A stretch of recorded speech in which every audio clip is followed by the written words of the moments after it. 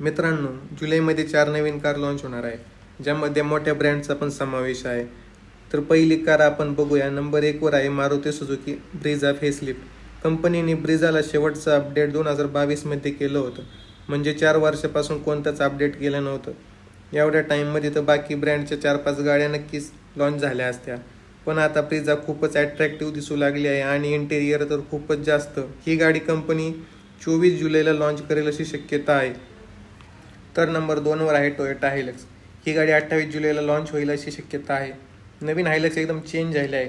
तिचं look, interior आणि overall look, ज्यामध्ये नवीन LED हेडलाईट, लोगोच्या ऐवजी टोयोटाचं बॅजिंग आणि हनीकॉम ग्रिल, खाली नवीन बंपर, मागील साईडनी नवीन LED टेल लाईट, नवीन बंपर साईडनी नवीन अलॉय व्हील्स. टोयोटाने इंटेरियरमध्ये तर खूपच बदल केले आहेत, ज्यामध्ये सेंटरला 12.3 इंचची screen, driver side fully digital cluster मिळणार.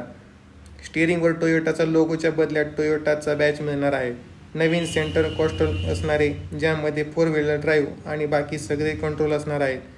इंजिनमध्ये तर सेम असणारे, ज्यामध्ये 2.8 लिटरचं डिझेल इंजिन, जे की 4 सिलेंडरमध्ये आहे. 4x4 असल्यामुळे ऑफ रोडिंग आणि हेवी ड्युटी कामासाठी तर ही गाडी बेस्टच आहे. तर तिसरी कार ही एक इलेक्ट्रिक कार आहे, जी आईस व्हर्जनमध्ये येते. वॅगनारसारखी दिसणारी ही कार आहे किया सिरॉस, जिचं EV व्हर्जन येणार आहे. सिरॉस EV जीची टेस्टिंग पण झाली आहे आणि या महिन्यात लॉन्च पण होईल. नवीन सिरॉस ही 2 बॅटरी पॅकमध्ये येणार आहे. एक 42 kWh, ज्यामध्ये 443 किलोमीटरची रेंज मिळणार आहे, आणि दुसरा 51.4 kWh, ज्यामध्ये 526 किलोमीटरची रेंज मिळणार आहे. खरं तर रिअलमध्ये गाडी एवढी चालणार नाही, थोडी कमीच चालेल. 42 किलोवॅटमध्ये ही गाडी 135 हॉर्स पॉवर आणि 255 Nm टॉर्क असणार आहे, आणि 51.4 kWh गाडी 171 हॉर्स पॉवर तर 255 न्यूटन टॉर्क मिळणार आहे. या दोन्हींमध्ये टॉर्क सेमच असणार आहे, फक्त HP मध्ये कमी जास्त बघायला मिळत. बाकी लुक्समध्ये बघितलं तर जवळपास सेमच असणार आहे.